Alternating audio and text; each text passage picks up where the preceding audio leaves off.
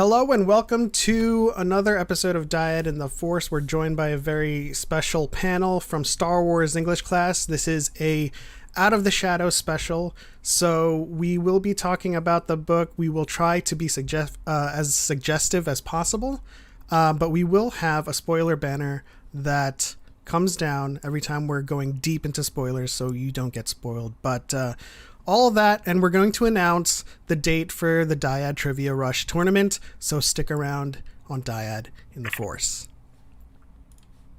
Unseen for generations, a Dyad in the Force.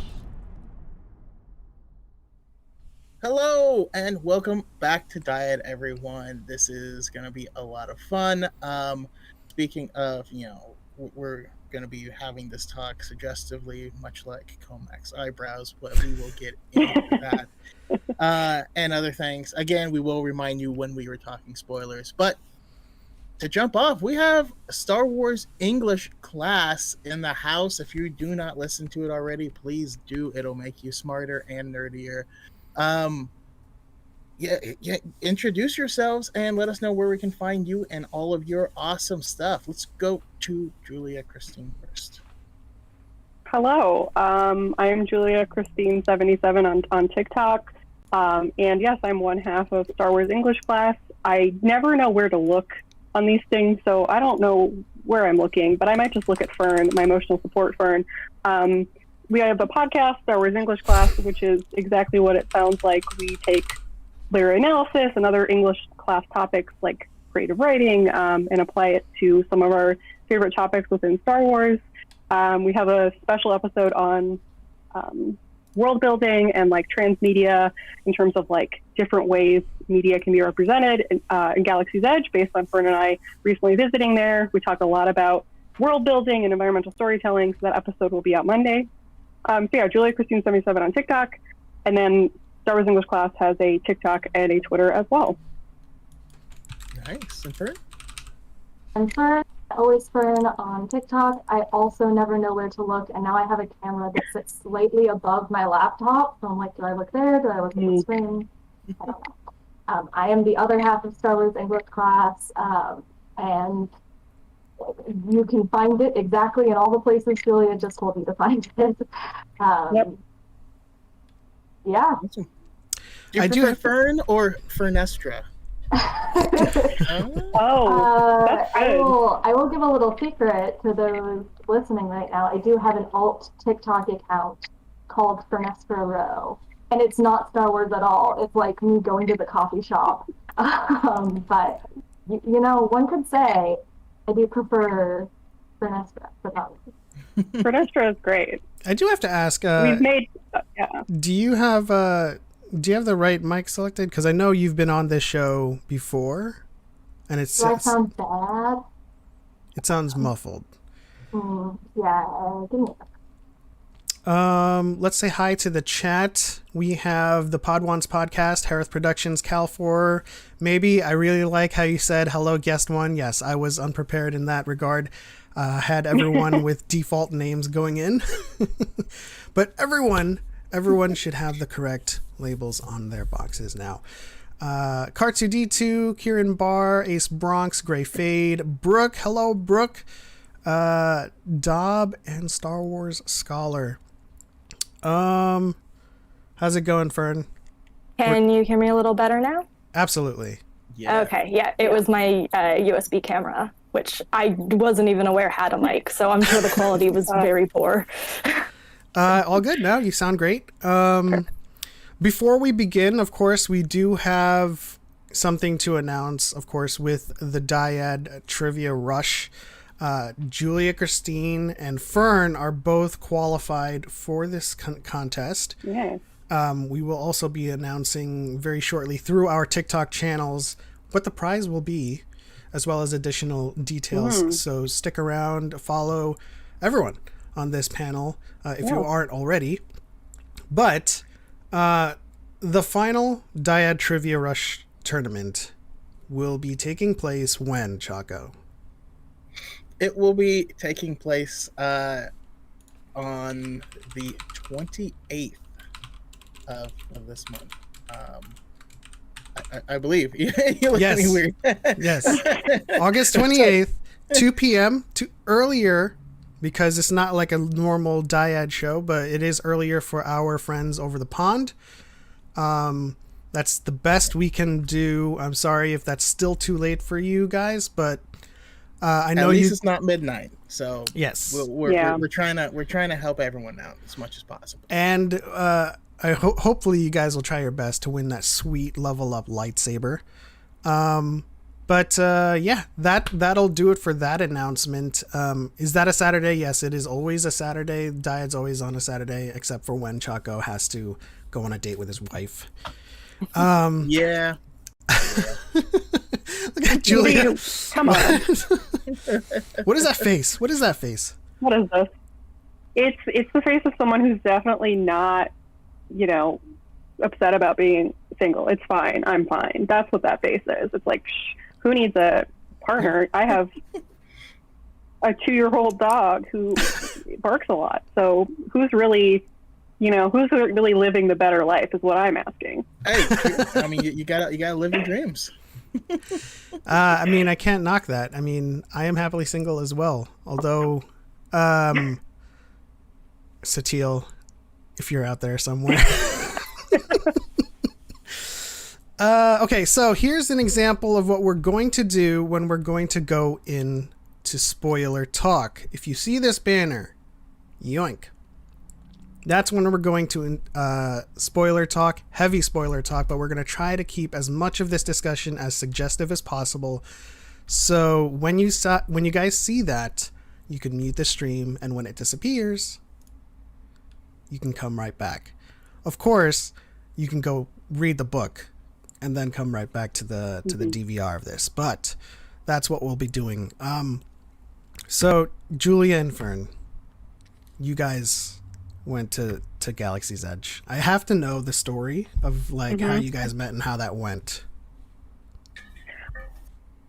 Well, so I mean, it was Fern and I, and it was also Beth, Mara J Skywalker on TikTok, Beth Katan, if you've been seeing the videos I've been posting and she's been posting, and then Camilla at Boricua Wookiee was also there. So it was the 4 of us.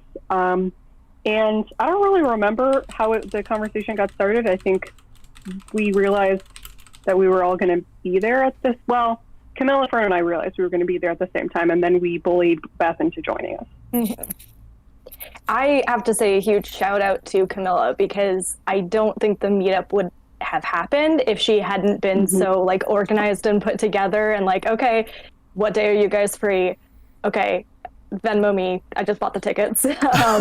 She actually made it happen in a way that, because we had tried to meet up before when I was in New York, Julia and Beth and I, and it didn't happen then, because I am not as organized as Camilla. So we realized we were all going to be there at the same time, and then it was just a matter of, okay, what day, which part do we want to start at, where are we going to stay?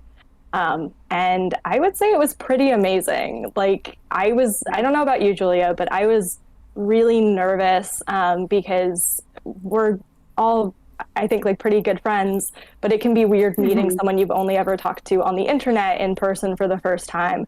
And there wasn't a single moment of weirdness for me. It just felt very natural. Absolutely. Yeah, no, it was funny. There was a moment, I don't know if it was you or Camilla, where yeah, this would have been weird if we didn't, this would have been awkward if we didn't actually get along in person. And we've planned these 2 days of spending all day together and sleeping in the same hotel room.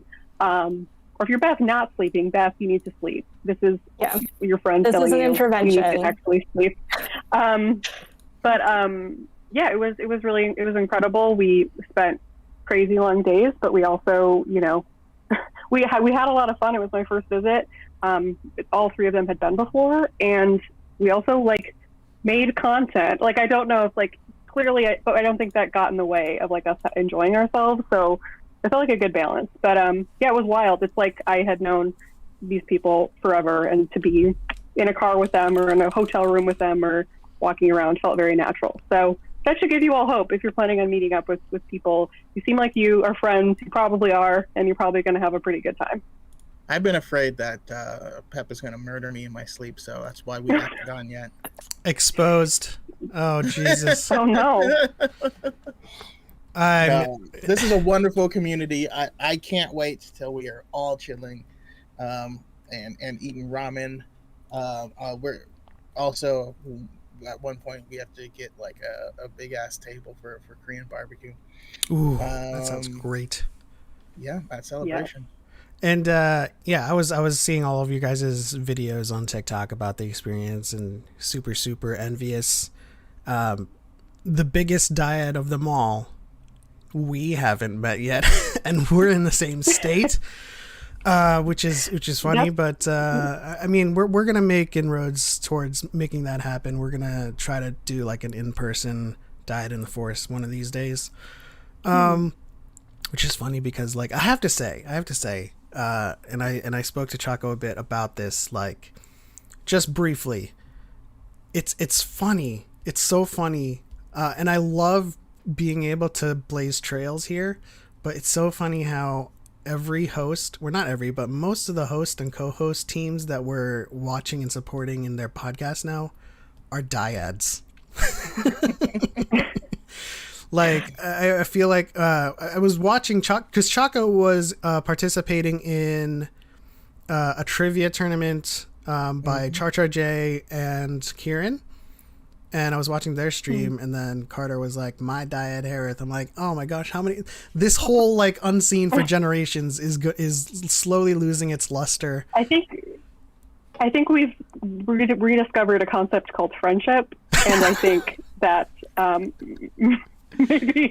Maybe sometimes I'm not saying we're not a dyad. I'm saying sometimes people are friends, and it's like, oh, like but it's fun how like that concept has become a way to say that you like have a special connection with someone in a way. But yeah, it is kind of funny to see how many appear. I'm glad. Even when we were at Disney, like the first night we were there, I was like, wait, this is a Star Wars English class Bad Batch support group crossover event right now because Camilla and Beth also do a show together. Yeah, I'm glad that the term has stuck. Like when I wanted to do Dyad in the Force, I was so surprised that no one had like capitalized on that term or that phrase for a show. And you know, we had Screaming Namaste and Explosive or Bakuhatsu Steve, who is forming a dyad. We had Star Wars Lawyer and Nicole. All of these great creators creating podcasts and creating dyads. Like the Force is strong. It's exploding, and it's creating dyads all over the place. I mean, it's just that feeling of community, just like bubbling up and then reaching. You know, I'd say dyad is like peak Star Wars community. Absolutely. Once you have a dyad, it's over. It is that time though.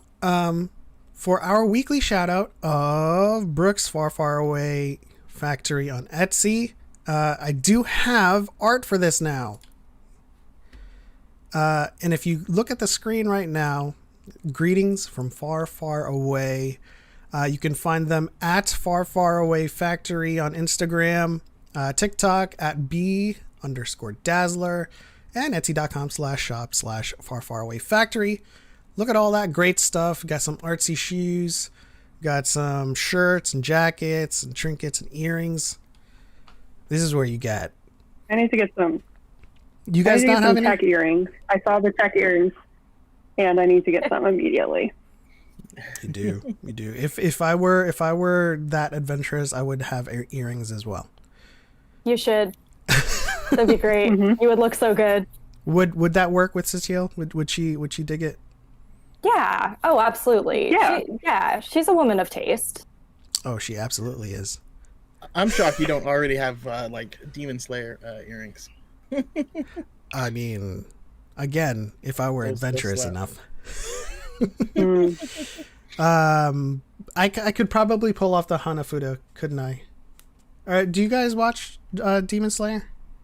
Would you? No. Could you? So no. Maybe. If you're not gonna watch Rebels, watch Demon Slayer. But I know you're watching Rebels, right, Julia? You're making a note. I am watching Rebels. We're almost done with season 4. We're almost done. We are at we're nearing the end. We're in like season 4, episode 5 or 6, so we're getting close. How has it been? How are you feeling about it? Overall, it's been really fun. I've enjoyed watching it with a group of friends. Usually Mel at Grunkle Rex and Ollie at Ollie Fresh. We're also on TikTok. We're both very funny. They're two of the co-hosts of RuPaul's Pod Race as well. And it's been really fun, although I did early on commit to a bit that I thought would be like every once in a while. And it turned out that pretty much every time Sabine is on screen, she mentions the school she went to. And so I thought it was just going to be fun to be like, oh, every once in a while, hey, I'm going to mention Corky went to the same academy. But then it turns out it's every other word out of Sabine's mouth. And so it has gotten to the point where I am simply exhausted, and I committed to a bit that I didn't realize was going to take up so much time and effort. But we just, got through the basically main Mandalore arc, and I was saying how watching Trials of the Darksaber and Hero of Mandalore and all of those after Mandalorian Season 2 made me feel crazy and filled me with dread in a way where, like, I thought I felt like I was supposed to be hopeful and excited, but then having watched it out of order that way and having seen Siege of Mandalore before all of this, I was just like, this is an entirely different viewing experience, because I know that everything that happens here fails completely, and it was a really strange experience to be like, no, Sabine, no, like, don't take that weapon and throw it in a lake. Just get rid of it. Just throw it in a lake somewhere, and like, it's fine. We don't need it. Don't give it to Bo-Katan. So that was a strange experience. That's the weirdest thing that's happened so far. I did have a bit of a breakdown over it. So that's the thing about Star Wars that's strange, is if you watch it in different orders, you have different experiences with the content. So let's Choco, you have something? Oh, I was just saying, I love that. That's why I love talking to people and finding out how they entered Star Wars, because, yeah, like you said, you have an entirely different relationship with it depending on what you jumped into first. Like, if you started with the original trilogy, then it's a story about Luke. But in the grand scheme of things, Luke is not in very much stuff. Let's catch up with the chat really quickly before we move on to Out of the Shadows. Nerd Connor says Hannah and Sawyer were the second dyad. Yes, they were. Cal4 says I'll find my dyad eventually. I feel like you have a dyad with just about everyone, so I feel like you're just kind of like you're branching out everywhere and everyone's grabbing on. Let's see here. Brooke makes me want to pierce my ears. That's Cal again. Cartu says, Julia, finish Rebels. I'm working. I'm sorry. I'm doing it. I promise you. I have other things I have to do. I'm doing the best I can. Okay, well, there's more demands from the chat. Julia, read the canon Thrawn trilogy after Rebels, Harith says. Or here, TH. Is that a Star Wars character? Your comedic timing is on point. Oh, man. All right, so let's get into Out of the Shadows by Justina Ireland. Your first impressions before you read the book. What were you thinking it was going to happen? And then after you read the book, what was your overall impressions? We'll start with you, Fern. So I was very excited to learn that two of my favorite High Republic characters, and also probably two of my favorite Star Wars characters at this point, Ernesto Rowe and Reith Silas, were going to not only be featured in this book, but they were going to interact and, presumably be significant characters in the plot. So I was really excited for this book. I think I imagined it a little more as a direct sequel to both A Test of Courage and Into the Dark. I think I imagined, okay, well, Vern and Reith are in almost like these similar but opposite positions of Vernestra is learning to teach for the first time. She has these responsibilities as a Jedi Knight. She's coming into her own as a knight, but also is quite young and, understandably like has some challenges because of that. And Reith having just been matched with, or he's just chosen a new master, and so he is now having the experience of being a student to someone new. And I thought those were interesting plot lines that sort of worked well together. And I think I imagined that the story was going to focus more on the two of them. I had not read any of the promotional material, back cover jacket sort of thing before I jumped in, so I really didn't know what to expect, but I was excited. And then after? So there's a lot I really love about this book. The character I knew least about, because she, makes her debut in this book, Silvestri Yarrow, I adore. I think that she's such an interesting character. And I'm sure we'll talk about this a little bit later, but I almost wish the book was more hers and not something she had to share with other characters. I think my stance on this book is that there are all these really wonderful components that are there, and Justina Ireland is a very talented writer. I think she could have used an editor who was maybe just like a little stronger or a little more suited to the project, because I did feel like I was reading a draft at times, and I found myself going in and marking up the page like I would if I were in a writing workshop, saying like, well, you need to clarify this. Like, there are elements of the plot that sort of disappear halfway through and no longer seem as relevant as they were in the beginning. And so I think I have mixed feelings, because there's a lot I really, really liked. I just wish it had been polished a little more, I think. It's funny you say that, because I was literally reading a draft. Oh yeah, true. You were reading an advanced reader copy, right? Yeah, I mean, I had never done that before, but as soon as I opened it, like everything was like unformatted and just like there were no chapters. I was just like, wow, how do I review something like this? Yeah. It was weird. But so did you go then and reread when there was a finished copy, or like did you, either of you, like did you reread it then after there was a published version, or no? Because I just want to know what's different. They did send me a hard copy of the final retail product. I haven't reread it yet. I'm like too busy trying to keep up with everything that's coming out right now. Sure. Yeah, I have listened to it a second time, but I'm not recalling anything being different. I just think it was just relatively, like you said, it was just completely unformatted and all that good stuff. So I don't know that there was changes. There might have been, but they probably were too minute for me. But even that does change the reading experience. Like the way a book is formatted, the separation into chapters, like those things are chosen very intentionally by publishers. So I'm sure, you did have a different reading experience, even if the content was pretty similar. Yeah. That's true. Yeah, I did end on like just where I thought that's a good thought to end on. But when usually I would read a couple of chapters and then be like, okay, that's a good number of chapters. So it's kind of like, I was reading one long chapter through and through, and I was just like taking breaks. But what about you, Julia? Before and after?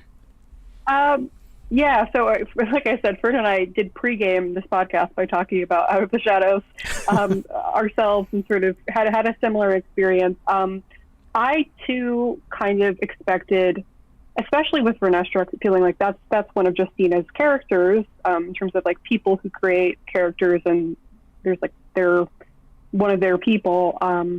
Was expecting it to be more of a direct sequel in many ways to A Test of Courage and Into the Dark. And so like Fern was saying, I mean, it felt kind of bad because I don't like to judge things based on what I was expecting, feeling like, especially with someone like Reese Silas, being like, I want to see the baby.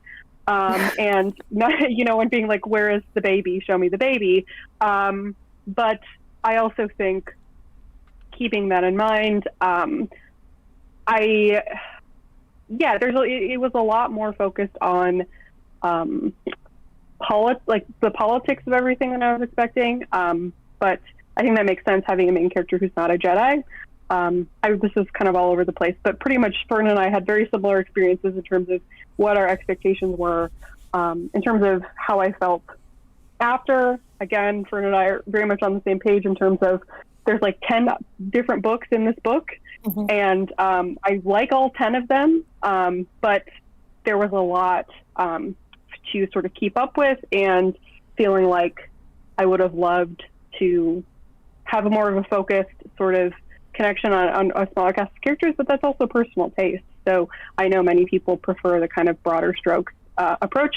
I, like Fern, really loved Silvestri, her relationship with Jordana.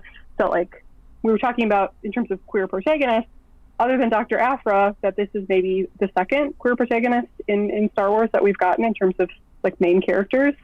But in general, yeah, I felt like I would have preferred multiple smaller books for each thing that's happening, but I can't tell if that's personal preference or just, actual quote unquote critique. But that being said, I was very actively interested in everything I was reading and read it very quickly and was very sort of compulsively reading it. So it's an enjoyable experience. It's just, there's a lot to take in. And especially after reading The Rising Storm, it was like overwhelming. And that was a lot in terms of a reading experience. I have to ask, Emery or Reith, who's the goodest boy? The goodest boy. I have my answer, but I want to hear Julia's first. Well, so we were talking about how one of the things we really wanted was we wished we had gotten Emery as a point of view character. So I think if Emery had been a point of view character, he would have become the goodest boy. But because I don't actually know what's happening inside of his head, I simply must say, it's probably still Reith, but then again, he doesn't have as much to do here. So I'm torn. I think it was a lot for me to have a competition for the goodest boy in the High Republic. That was, my heart was being sort of torn, like, oh, I can't, how do I choose between my two special boys? But Reith is still, the original special boy. What about There you, are Choco? so many good boys in the High Republic era. There's so many. Yeah. Like, they're pushing out a lot of good boys. Bell is a very good boy. Bell's a very good boy, I think yes. he's a great boy. Ram There's so Jomaram. many. Ram is such a good boy. Excellent Yep. boy. Such a good boy. There's so many good boys. He's such a good boy. Choco. Yeah, I really enjoyed the book. It didn't grip me quite the way that some of the other books in the High Republic have. So I am in agreement with with our esteemed guests here, where it was everyone's story versus something like Into the Dark, which was very much focused on Reith, and we had the other characters, interact in and out, and we changed stuff, but it was very much Reith's story. And even in some of these bit larger books, we're changing point of view characters, but there's always a very, very strong point of view character. This one, it didn't quite feel, it felt like Silvestri was supposed to be, but it didn't feel like it did that all the way. But still, excellent read, and I keep telling people not to sleep on this book, because this book has big ramifications for the galaxy, for the Nile, for the High Republic, and yeah, so there are definitely some bigger stakes here, and it introduced a lot of just fascinating information, helped us build out the universe even more with what's going on at Coruscant and at the Jedi Temple there, and the politics there, as well as things going on in hyperspace. We're definitely going to touch on that, definitely, because that is one that is very special and deep to Choco. Yeah, you chose great guests because Fern and I, neither of us have read any of the Thrawn books. So we were talking earlier today about how like the hyperspace stuff. We were like, this sounds like a thing that might be a Thrawn thing. I don't know. And then we just kind of moved on to the next topic of conversation because we didn't know if that was actually we knew if it was a thing or not. So yeah, I will love to hear you talk about it. Mm-hmm. Yeah, there's a couple of thumb pins connected by yarn strings there in terms of like its connection to the Chiss Ascendancy and how they use the Force. I definitely have to agree with everyone here. Out of the Shadows was a very enjoyable read. I'm a huge Force lore guy, and so everything we got in that book in terms of Force lore was absolutely great, and we'll talk about that more with Choco, specifically with the hyperspace thing.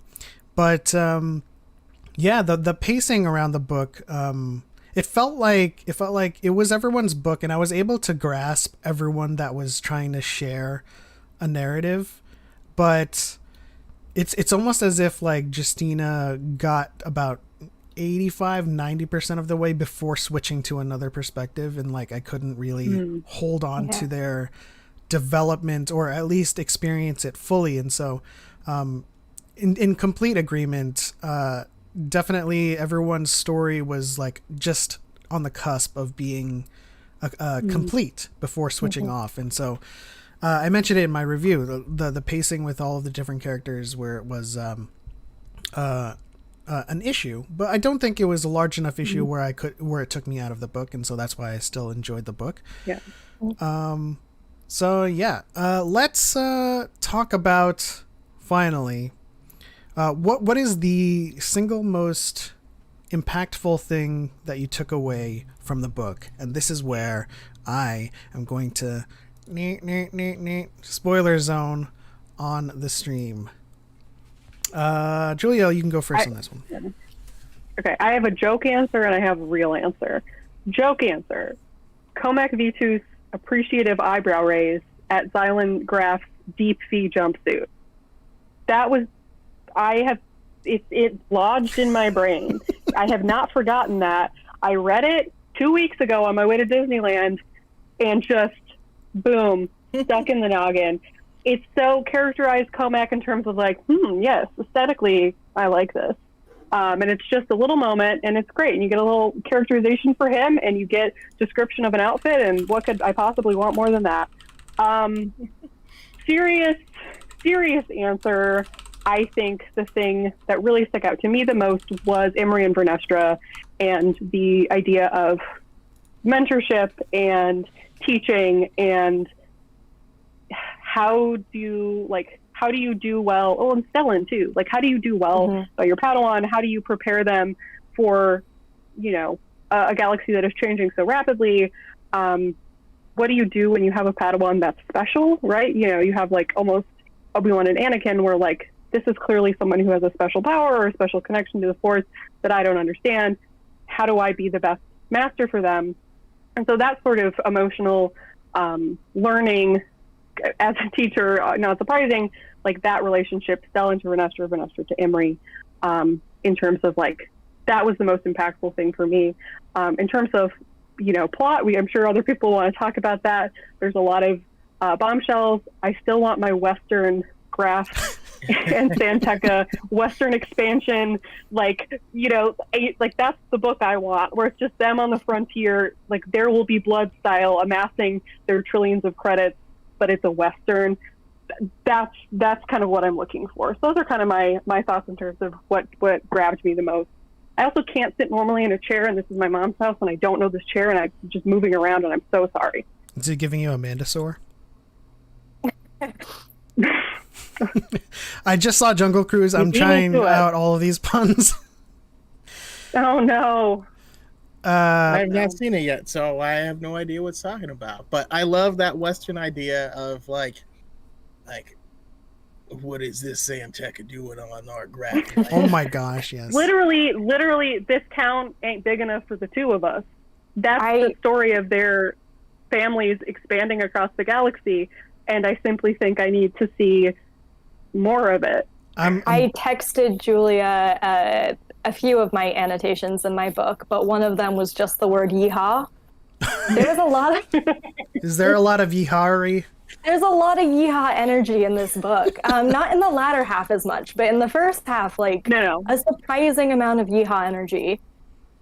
Oh my gosh. A surprising amount of yeehaw energy. I'm imagining one of the blurbs on the back of this book just being a surprising amount of yeehaw energy, Fern. But that would get me to pick up the book. I would be down for that. That's the dream, right? That's the dream, is to get our quotables on jackets so that, Star Wars English class says this is a great book, or yeehaw energy, or as Levi calls it, yeehari. But I'm glad you pointed that out. A new OC again. Yeehari. But I'm glad you pointed that out, because that's something that I also picked up on and mentioned in my review as a galactic Hatfields McCoys. It's just, I love, because there was in KOTOR, there was also something like this. I believe on Dantooine, there was a quest that you played where there were two families that were feuding, and you had to, and their children were like in love, and it was that, that classic Romeo and Juliet, forbidden love type of story. But yeah, it's a great little, element to, or a concept to push into there, especially given how the Santekas were introduced in Light of the Jedi.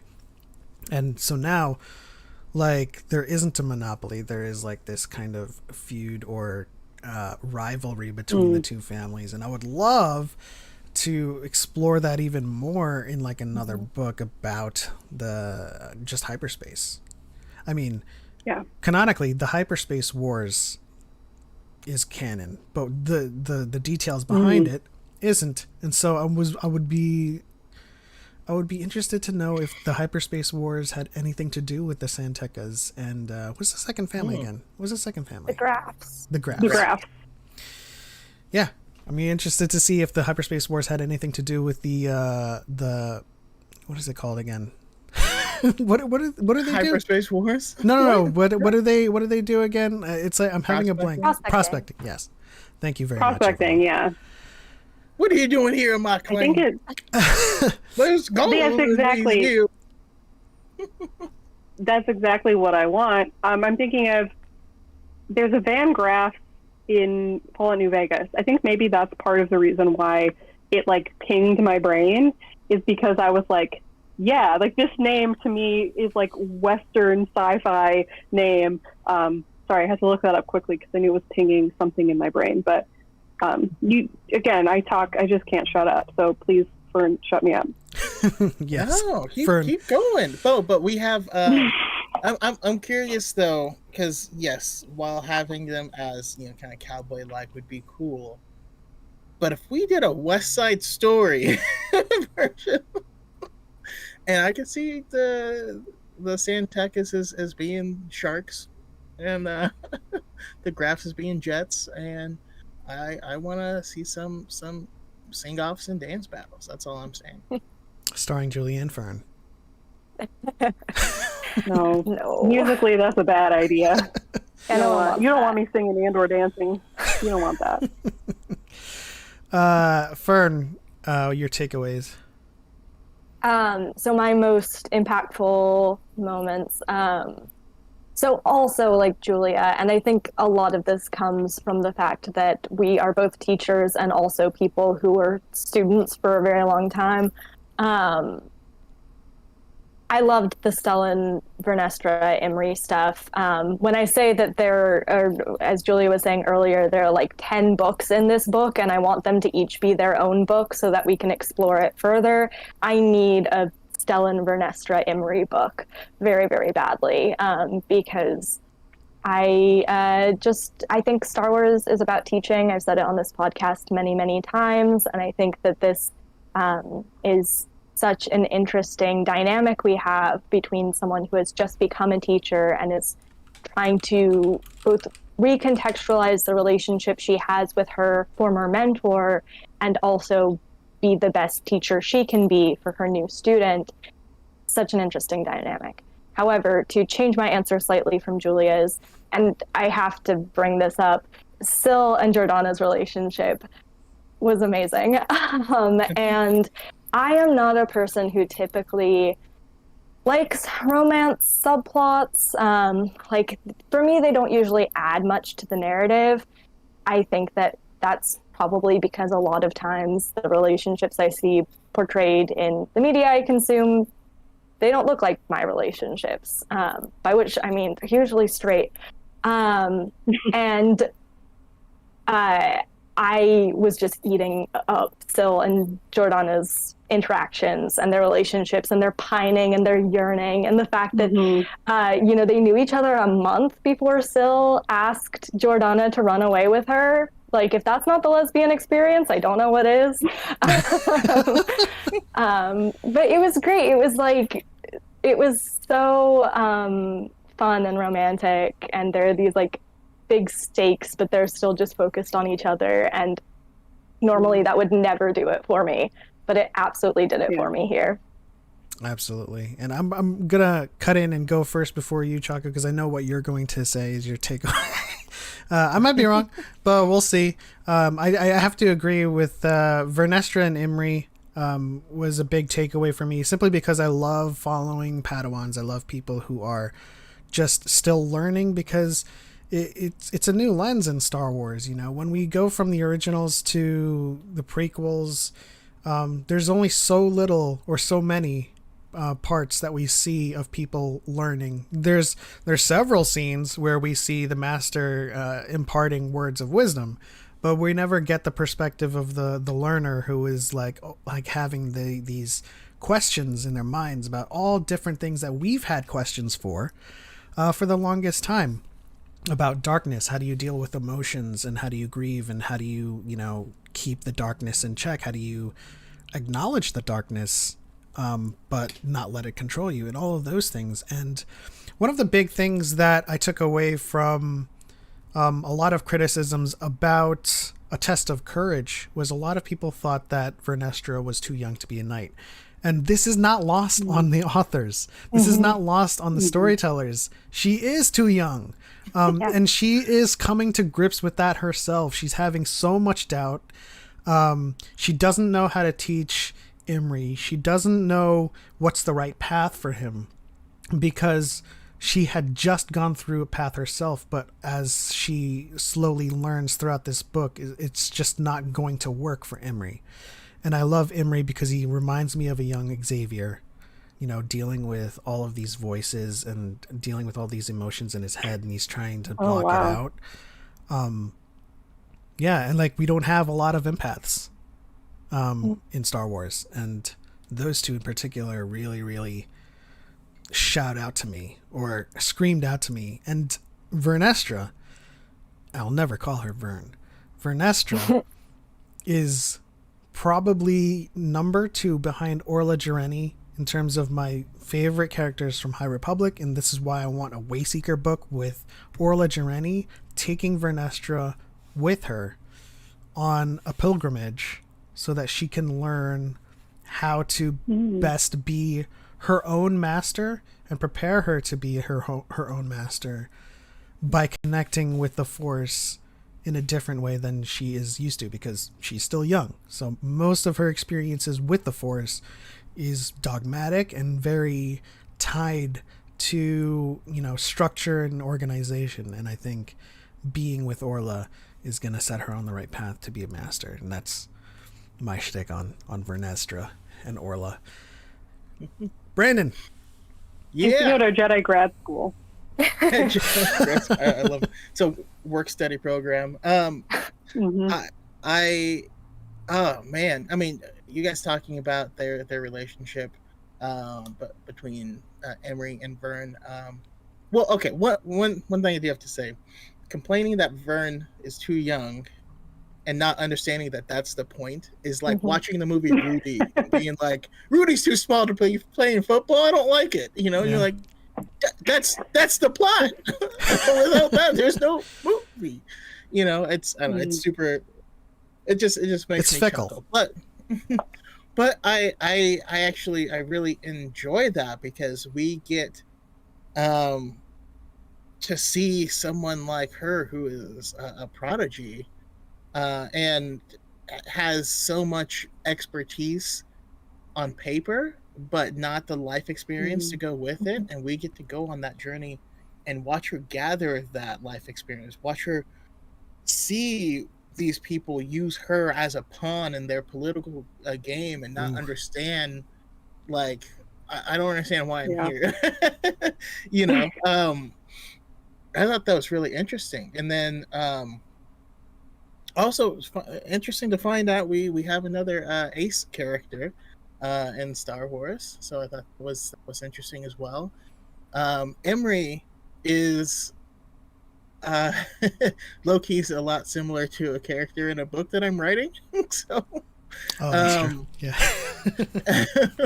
but I loved the empathic ability, and I love how it sets both of these characters up as these not opposites, but like corner of each other. And when she's trying to explain to him about relationships, but she's like, I don't understand it, I don't get it, but like, be careful, I've heard it's bad. And he's like, dude, I feel everything all of the time. If I try to be in a relationship, it'd kill me probably. And like, so both of them have this like it's just really funny to me. There's quite a few, you know, takeaways. The character of Zylan Graf is someone we have not really had a character like that in Star Wars. And the entire time you're reading this book, you have no idea where he stands. You have no idea what his end goal is. And you're like, why is he, you know, quit playing games with my heart. Said Comac. I wanted more Comac. I'm not gonna lie. I want more Comac. Oh yeah. I do believe Comac is going to fall to the dark side. That's my bet. Anyways, we thought that about a lot of people, but they didn't. Well, Fern and I discussed. Yeah. No, you keep going. You guys always interrupt me. I stop. Fern, do you want to?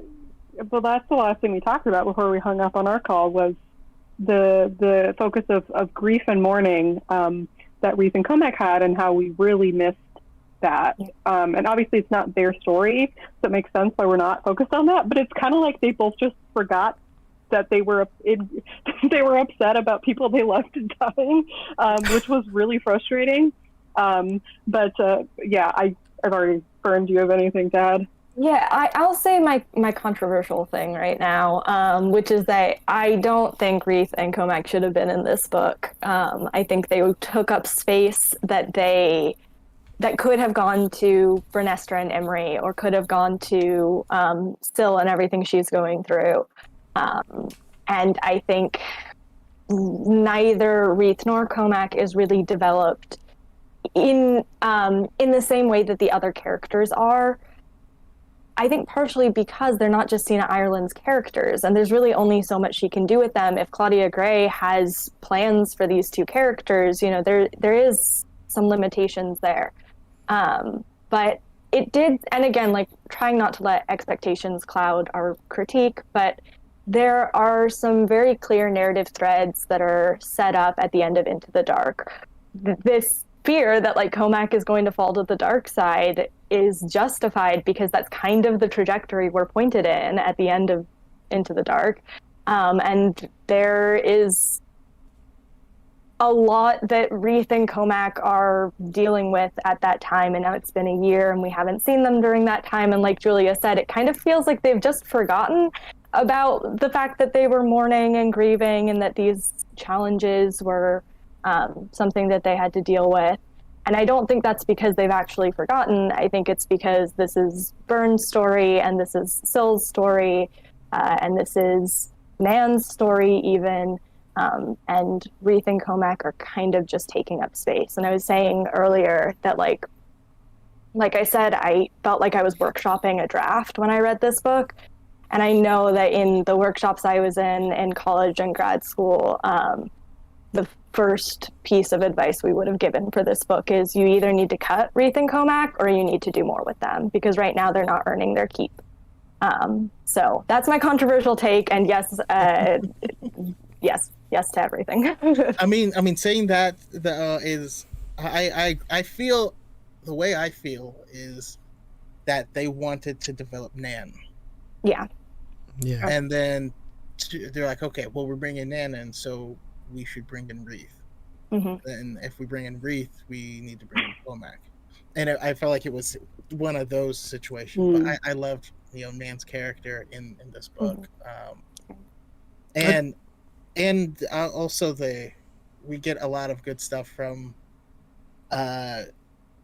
what's her Sylvester's mom, Chansey. Yeah.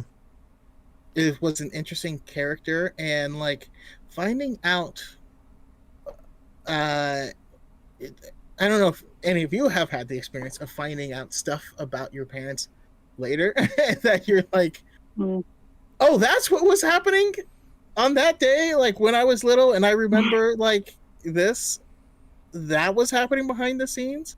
It's because we have never seen that type of thing play out in Star Wars, because they're mostly Jedi and they don't have regular family units.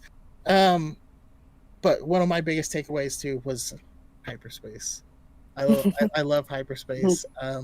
And I have been theorizing for years, ever since I first saw the Purgle, that hyperspace has to be intrinsically linked with the Force.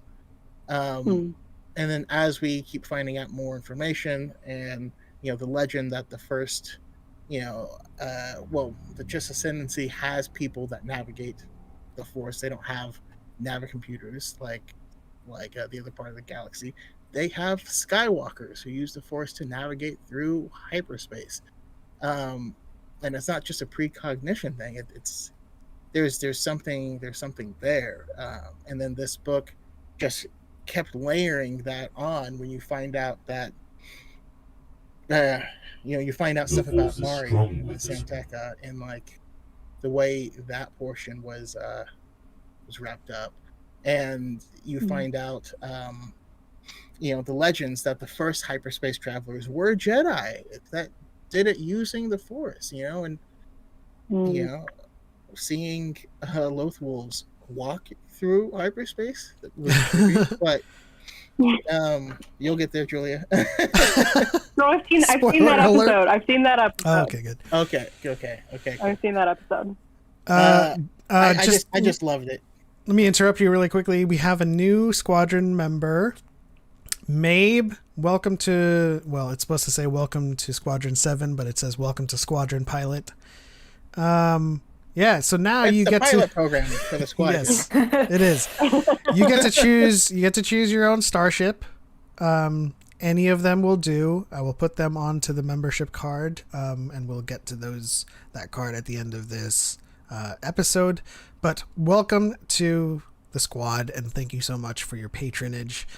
Also, I've seen Mabe hang out here before, and I don't ever say the name because I'm not certain how to pronounce it. If you might help us out, if Mabe is correct, I'd appreciate that. I assumed Mabe.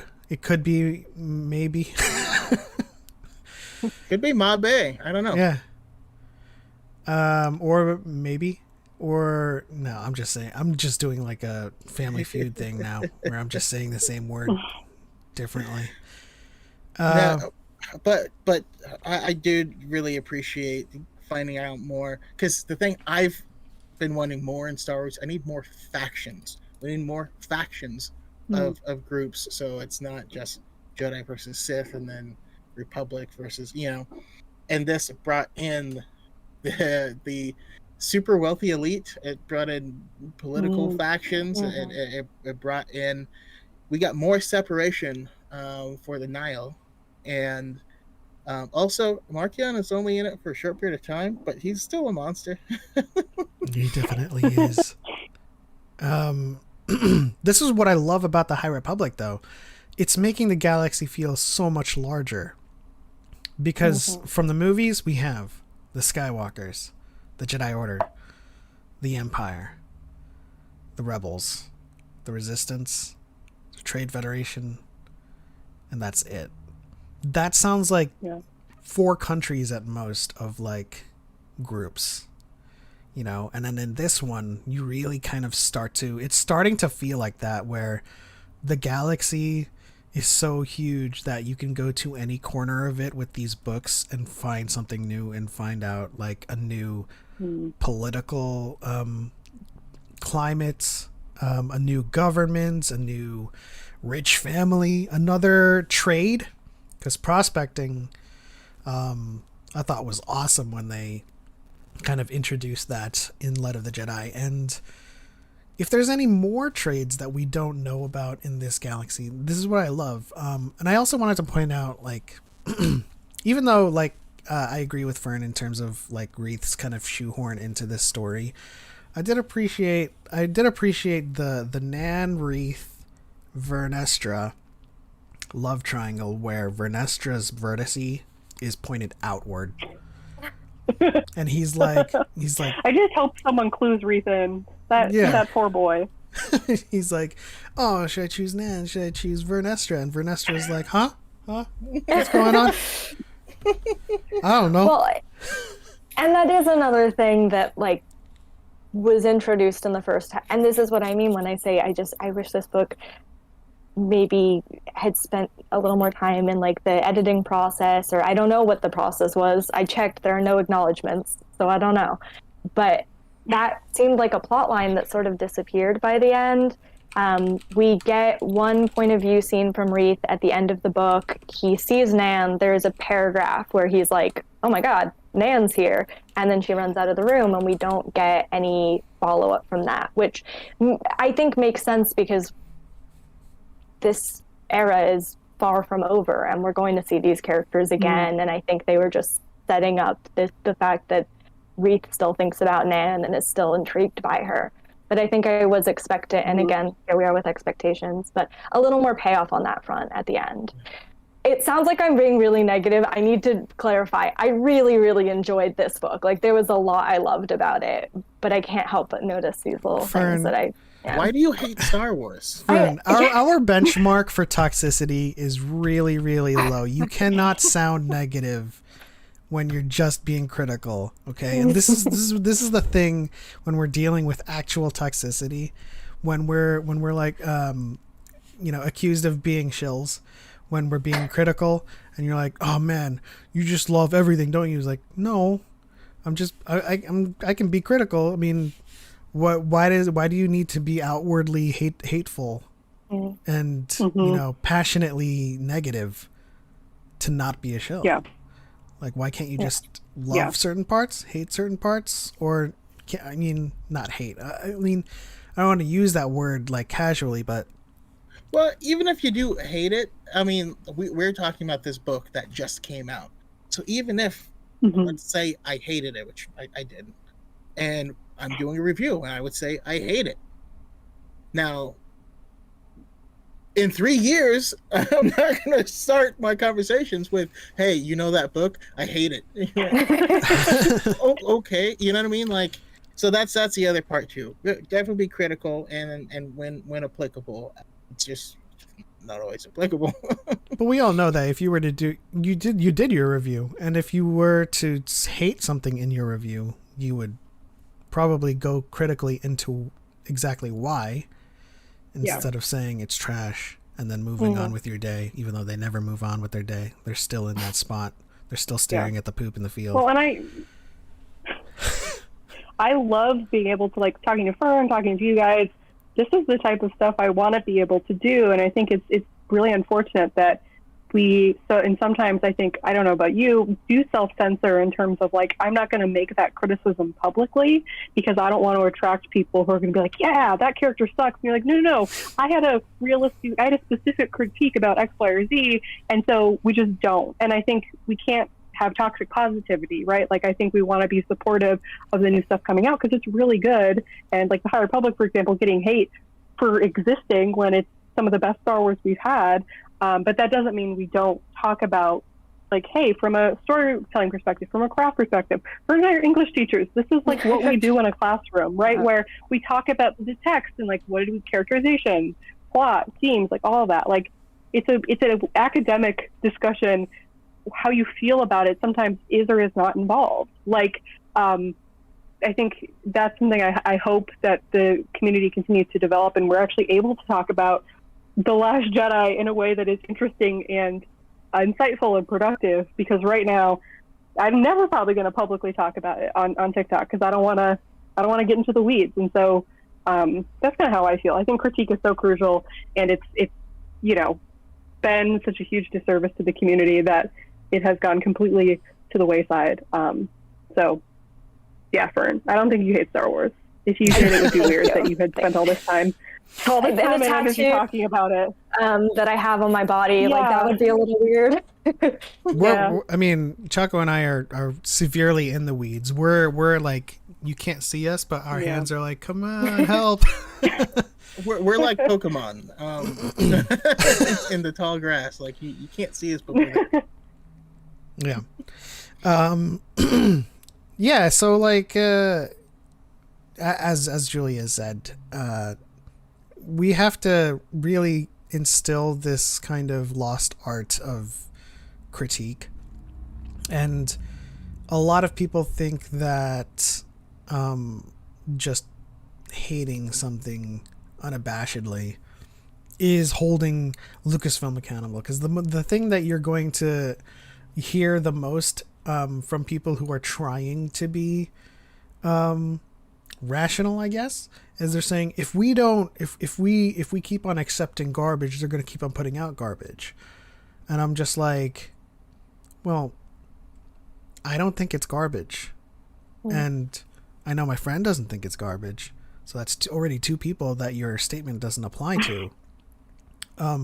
But you're not going to make any, substantial change by just shouting at the thing and being like, it's trash, just like if you were saying, in fact, and especially with the amount of people that are saying negative stuff without having read, which is super weird. Who bashes a book without reading it? That's super, I don't know, that's just strange to me, but it means that those critiques and anyone that sounds like them are now all automatically suspect, and you're actually ruining the ability to hold them accountable with comments, because now you can't believe that any of these comments are actually relevant. There's people that were trying to review bomb Suicide Squad. Why? Because they want them to restore the Snyderverse. I haven't seen the movie, and from what I've heard, it's like the best DC movie ever. That's crazy to me. Yeah. It's way better than anything Zack Snyder did. And when Zack Snyder made movies, everyone hated him. Like vehemently. But Harley doesn't have any training with the staff. I'm just kidding. Go ahead. The skills don't the hammer, the bonking people with a big cartoon hammer doesn't actually transfer as much as people think it does into bonking people with other large handheld weapons. So that's something you would know if you were bonking people with large handheld weapons expert like I am. I went to bonking university, so I have a PhD in bonkology. That sounds legit. Bonkology. Yeah. Bonkology. Oh, man. Oh, that's crazy. I mean, I used to get really depressed when I would go to watch the High Republic videos on the Star Wars YouTube channel, and it would just be, it was all copy pasted, all bots. And I've now gotten to the point where I'm sad for these people. Like I used to be so depressed. I would see this and it would just ruin my day, because it would make me feel so sad that this was, how people were, responding to this thing I really liked. But now I'm just like, wow, you're missing out. Fern and I talked about Ollie and Mel recently, who are reading the High Republic right now, and to see their responses and reactions and excitement, it's so exciting. It's so fun to see people get into this and be like, I love Belle, like reactions when stuff happens in these books, and it's really too bad because there's a lot of good Star Wars here that people are missing out on. Like, congratulations, you played yourself. That's exactly what's happening here. Oh, yeah. And I like to say the quote from, I think it was Sleepy who said it, or someone in the community who said, "You're not a bigger Star Wars fan for liking less of it."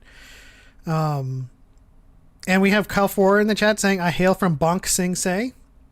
So he's the authority on bonks, I guess. Bonk bending. There is no bonking bonking say. Ooh. And of course, it is Mabel. Her name is Mabel, so I was correct with saying Mabe. What was my train of thought here? I was going to comment on what you were just saying, Julia. That now I just lost it. So it's okay. I have. This is the end of the podcast. Notes, so we need a topic. Actually, I remembered something that I said in my which I still feel. Just in general on the book, and that just overall the book felt like a snowball, like a small snowball rolling downhill that's getting bigger and bigger and bigger and bigger. The story starts small and then it keeps growing and growing, and it's really good, but there's no, like, it doesn't have the same structure that you would be expecting of, Rising Storm, the midway mark, that's the attack. Like, it builds to this, and then it goes nuts, and then we have this rising tension, and then it gets resolved, and we get the ending, all this stuff. This felt like just, it kept growing all the way to the very last second, and then... Yeah. The falling action in this book is like a page. Yeah. Which is not, I mean... Yep. Yeah, and falling action typically is shorter than your rising action and your exposition, but like it is a severe discrepancy. And I don't mean that as a criticism, by the way. I really like it when people do experimental things with story structure. But yeah, really interesting that you point that out. Yeah, we did a whole episode on Star Wars English class on story structure. And one of the things we mentioned is that Star Wars has weird story structure occasionally, where there's what you think is the climax of the story, and then there's the actual. So, like, Fern brought up A New Hope, where if you didn't know anything about Star Wars, you would think rescuing the princess is the goal. We're gonna rescue the princess. That is the goal of this plot. Surprise, that's not it at all. You have your one you think is the goal, and then it rebuilds kind of the new climax of the story. And so, on our call earlier, I said, well, I mean, it's not Star Wars if it has good pacing. Where, like, I was jokingly saying that Star Wars has the pacing and structure of everything is all over the place, and that's part of the appeal. But yes, I felt like the ending of this book is that snowball Chago mentioned hits a wall and explodes, where, like, it just disperses. I also mentioned how, like, I really didn't appreciate one of my most, it's not severe criticism, I don't mean it in that way. I didn't appreciate the last couple pages having the plot re-explained to me, and making sure that I knew what happened, and having the characters go through, like, this was our plan all along. That, to me, was not it. I was the spy. Yeah. I'm Spartacus. Like, I know. But again, this is stuff Fern and I already kind of talked about, so we've been thinking about it for a while, but yeah. I feel like there's some shell shock after The Last Jedi, where now they're like, let me explain the plot just in case. Okay, so before we wrap things up, I do want to have you guys answer one more final question, and we are gonna go into spoiler territory for this one as well. So here comes the banner. What out of the ancillary concepts in the book, what was your favorite? And I'll start first, just so I can kind of clarify. And it's a very short answer. It's Jordana Sparkburn and her what was the name of her lightning cat thing? Femi. What was it? Remy. Remy. Yeah, it was Remy. Remy. That Oh was my his gosh, name. I loved that guy so much. Yeah, that's my immediate Disappearing answer. and disappearing. Fern. Okay, give me a sec. I don't know if this is what you mean exactly. I don't think this is what you mean, but I am going to bring it up anyway, really quickly. This is actually kind of almost a criticism I have of the High Republic era, but not of this book.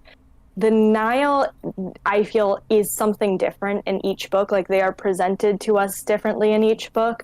And it makes sense because they are this sort of piecemeal, like, cobbled together. That's what they are. However, it doesn't always read that way to me. Sometimes it reads to me like, do you guys know what they are? Because I don't. However, in this book, they were a cult, or a new religious movement, as I should say. Specifically, the way Nan interacts with Ro. Like, he is a cult leader and she is a member of this cult. I shouldn't use the word cult. New religious movement. I thought that was fascinating. I think Justina Ireland has some really interesting stuff about the Jedi and the Force and the religious aspect of that in this book, but also the Nile as religion is fascinating to me. So that's my thing. The way you said it, I actually, because I really enjoy that, because it makes sense with how the organization itself is evolving, that people are going to go down that route. And it makes me think of Alphabet Squadron, where there were the Sentinel droids that with the red droid with the Palpatine face or whatever that told them to do Operation Cinder, and those droids just hung around afterwards, and they were just like, they didn't say anything. And some of these people who were still part of this empire that's failing and being mopped up by the New Republic, and they're scared and they want someone to believe, they start worshiping this droid, and it just gave me that sort of vibes of this roll of the eye, which was somewhat pretty low. I mean, it wasn't even any sort of leadership, but as he continues to manipulate and cajole and change things around and make himself more and more powerful and almost all-seeing, to see this deification of Markion. It's really cool. Yeah, I mean, even I know that you were reluctant to call it a cult, but it does have the vibes of that with Nan and how she views Markion, like the way she has this unyielding loyalty and this almost perfect image of Markion, where whatever he asks of her is totally justified, reasonable, and a means to her becoming closer and closer to him. And it's kind of like that occultish stories of the followers who just have this unreal or unyielding loyalty to their I don't know what to call them, spokesman. the spokesman of the groups usually. But yeah, I loved that part as well with Nan and Markion. And then her interactions with Crix. Oh yeah. Yeah. Absolutely.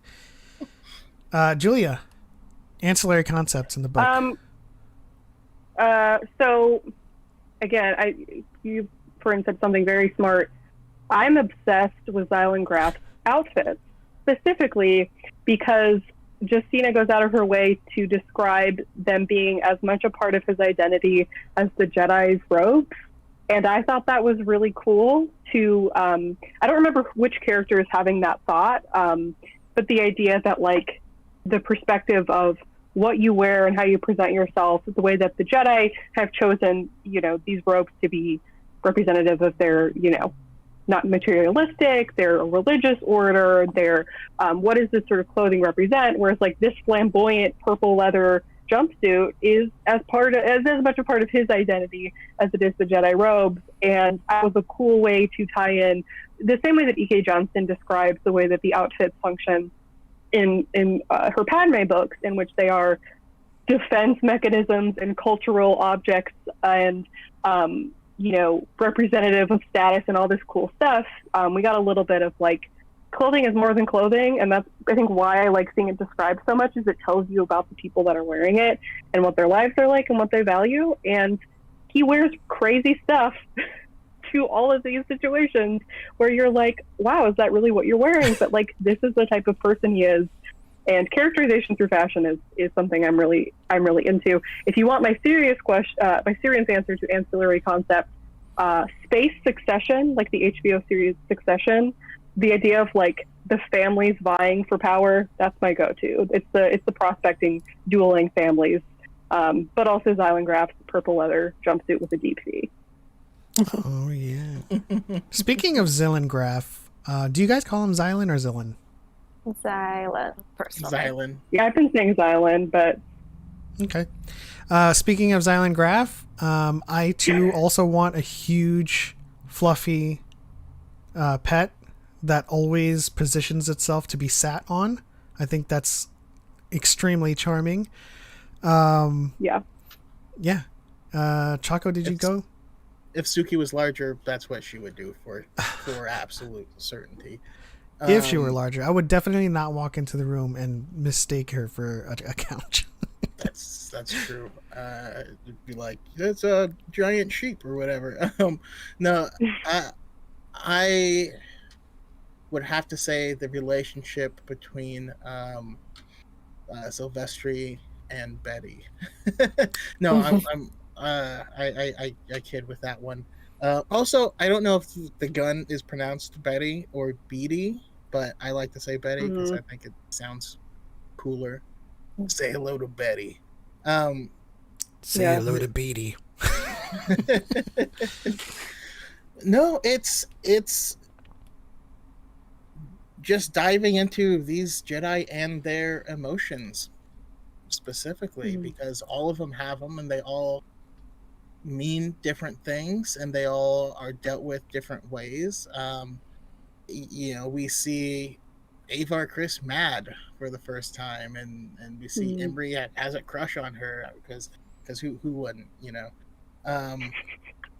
and I don't know, it just, all of these characters are getting a lot more humanized than we've ever seen before, and it helps us to understand a lot more things. It helps us to understand what Obi-Wan might have felt having being a new knight and taking on an apprentice himself. So it gives us an idea of how Anakin might have felt constantly being overwhelmed by his emotion, and Imri. Yeah.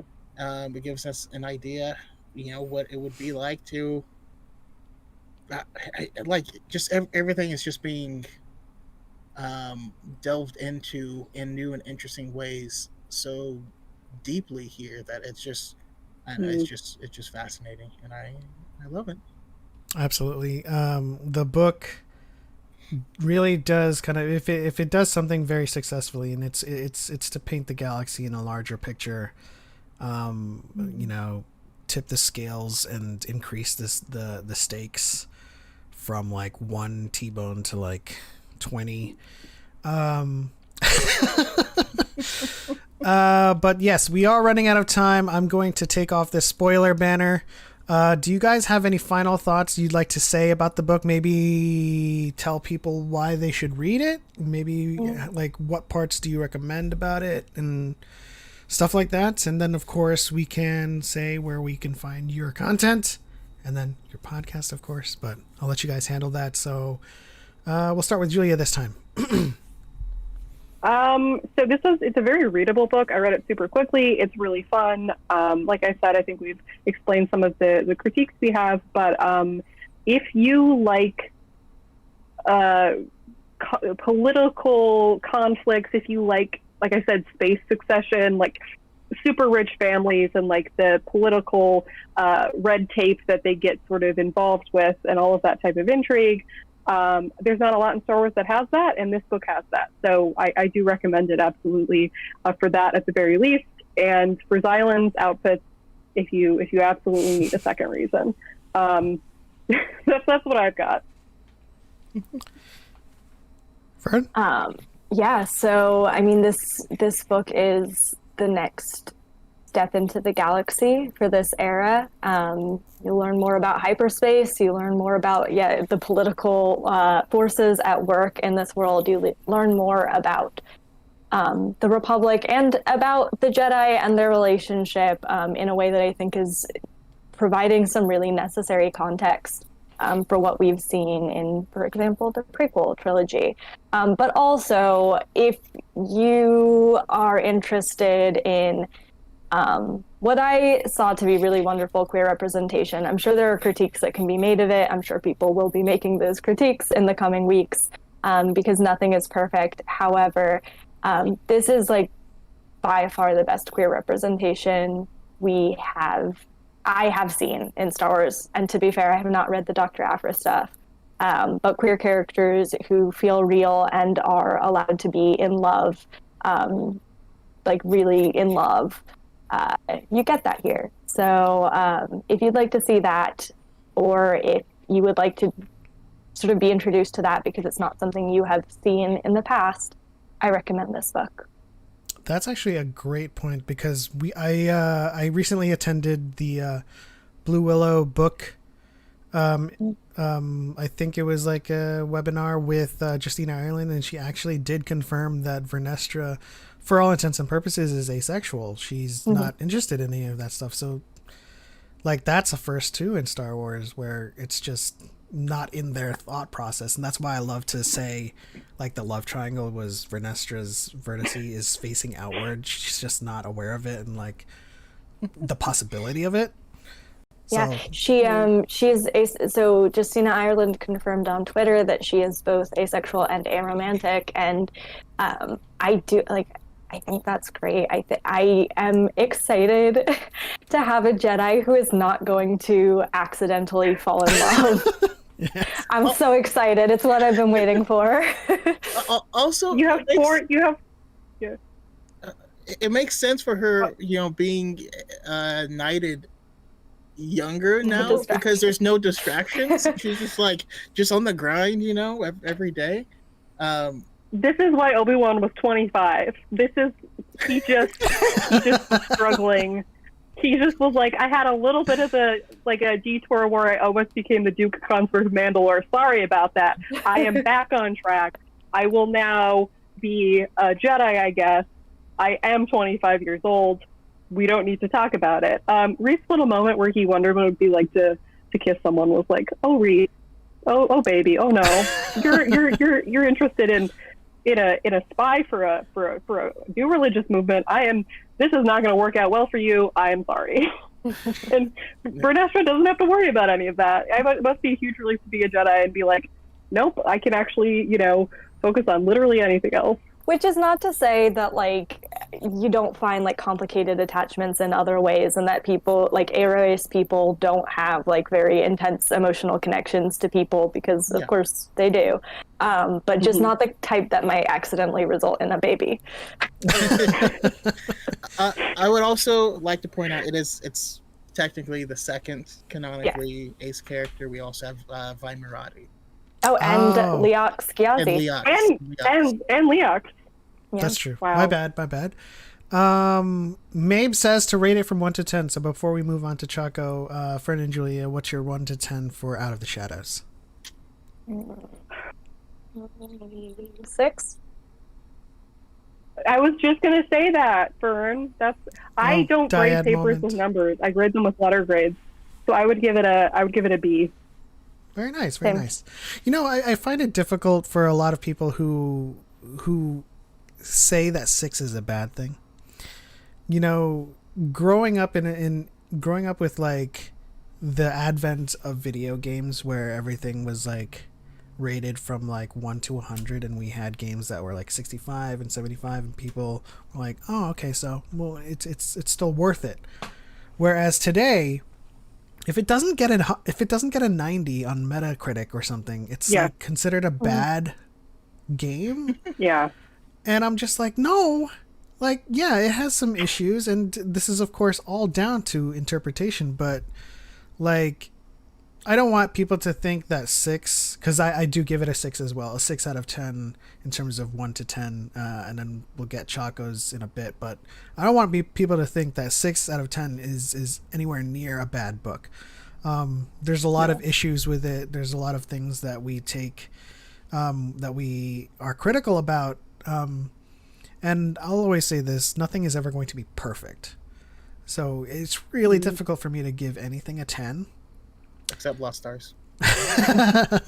Yeah, or Rising Storm. That comes very close, and Into the Dark as well. But yeah, I would still read this book if you're interested in hyperspace and the Force and learning about, or going on a journey with young Padawans and young masters to Padawans in Vernestra, who is just a knight. It's a very interesting journey to take, and yeah, Choco, what about you? Yeah, so like, kind of like you said, this I find this one hard to rate because there was so much good information. Because you have to take into consideration two things, and one of which being this book as a standalone, and the other one as this book as filling in things in this complicated web that is the High Republic. Don't you mean retcon? Jesus, that art was so bad. So as far as it, helping to build out this time period and being part of this phase, did an excellent job. It gave me so much new information and pieces, and helped move certain characters along. And I'm gonna need some more like Jordana and stuff for sure. I need to know that weapon to shoot out. Shit. As a standalone narrative, I would also rate that as a 6 out of 10. So, I don't know. Let's split the difference and say 7.5. Okay, 7B. Where can we find you guys? Fern. You can find me on TikTok at Alwaysfern, and you were the one who gave me that username, so thank you. Yes.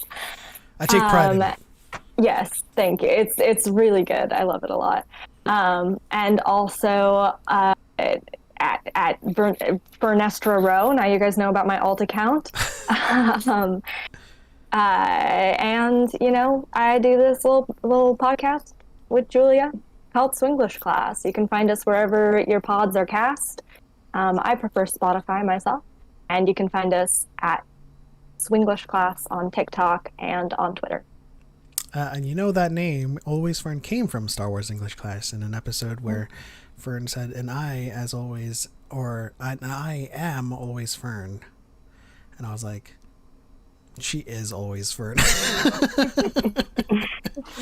Well, and which podcast was it, High Ground or was it Dyad, where the idea for Star Wars English Class came from in the first place? Because Fern and I were having a conversation in the comments, and I was like, this is an idea for a podcast. Oh, yeah. I remember that. So I think it was I think it was High Ground. I think it was High Ground, yeah.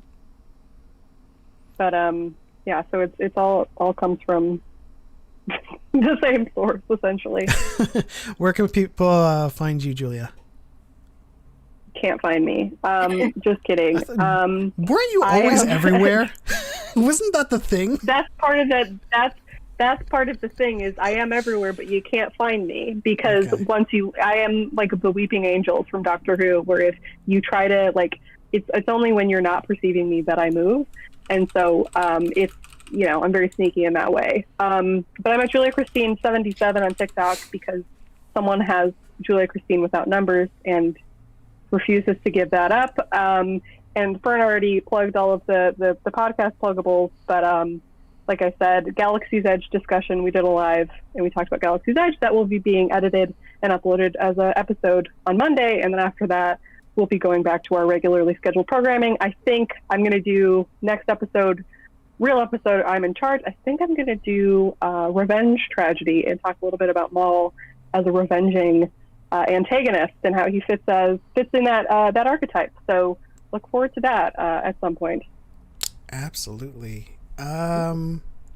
Choco, do you have any final thoughts? Yeah, it's a fun read. I enjoy it, and I encourage everyone to jump into it and surrender to the High Republic. You know you want it. Search your feelings. You know it to be true. I would also like to say this week on the High Ground podcast, we actually are going to be talking about queer representation in Star Wars. And I actually had a cancellation, so I would like to, extend an invitation for Fern to join on Wednesday if He's very smiling. That's a great idea. I'm already there. I'm already waiting in the I'm already waiting. I'm already waiting for the episode. I am literally always down to talk about queer representation in Star Wars. She's always Fern and very much, in fact, always down. Yep. Always down to clown. No, I'm not. She was real quick on that one. Who's going to be on the podcast other than Fern then? For this episode, do you have a panel yet? I do have a panel, but I am going to wait for any just in case every now and then there's late cancellations and stuff like that. There is also another one I'm waiting for it to firm up. But yeah, firm up. It'll be a great firm, as in confirm. That's kind of cool. Tell us cool people.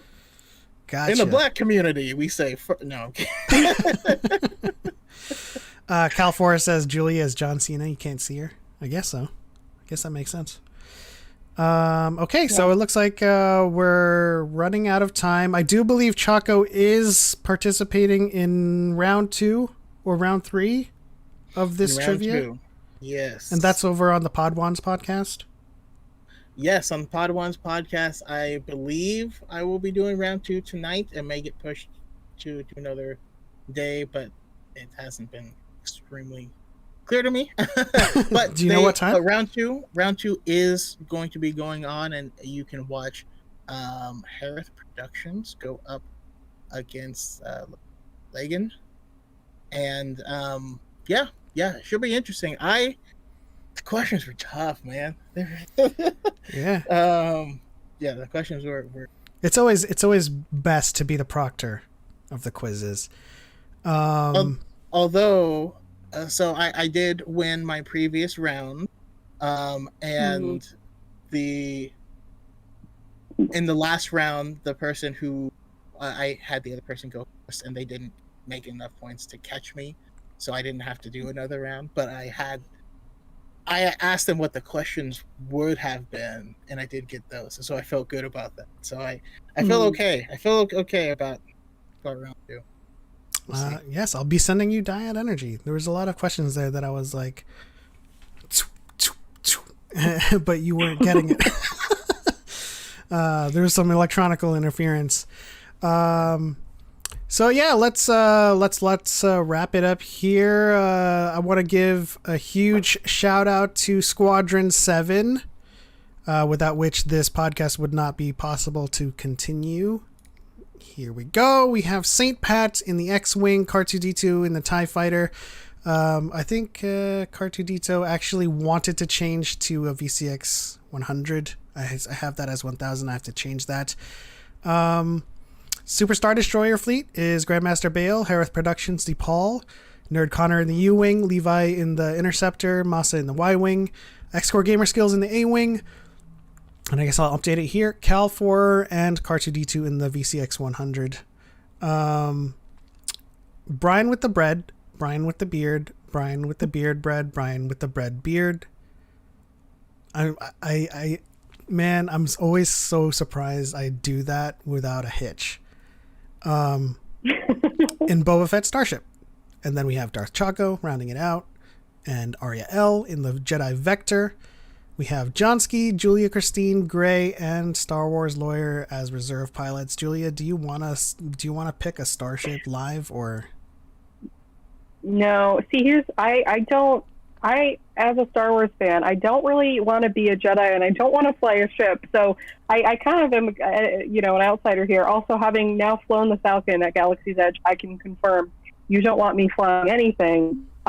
You want me just, sending emotional support to everybody as opposed to actually flying. So I'm good where I'm at.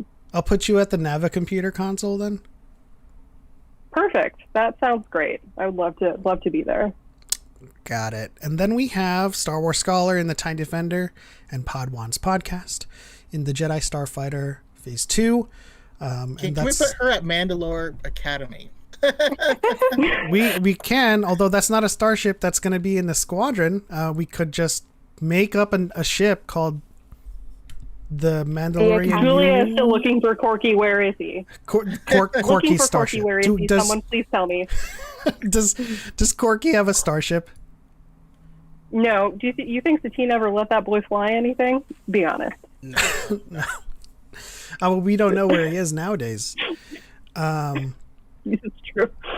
Yeah, so he's probably dead. May the Force be with him. Probably dead. May the Force be with you. Yep. We should have worn our hats. Yeah, that's true. We should have worn our hats. We should have worn our hats. Fern and I all had hats. We have hats now that say, but I mean, it's just the initials, but he's probably dead. May the Force be with you. but then you have to wear the top that comes with the hat. That means I'm just kidding. I'm really, really anxious right now. Yes, it's the top is the tweets I have from Pablo telling me that it's still a possibility, and I just have those screen printed on the T-shirt below the hat. That's the full outfit. Just kidding. He's managing a Cinnabon in Omaha. In Omaha, correct. Man, if that were canon. I mean, Pablo said it. Yes, he said that's where he is. As soon as it sends, I'm gonna work something up in Photoshop for you. All right, that'll do it for this episode of Dyad in the Force. Thank you once again to our lovely guests, Star Wars English class, Alwaysfern and Julia Christine. We hope to have you guys on again at some point in the future as series regulars. Thank you once again to everyone in the chat and Squadron 7 for tuning in. That's the end. On to the next one. For Light and Life. We are all the Republic. And he's probably dead. May the Force be with He's probably dead. May the Force be with you.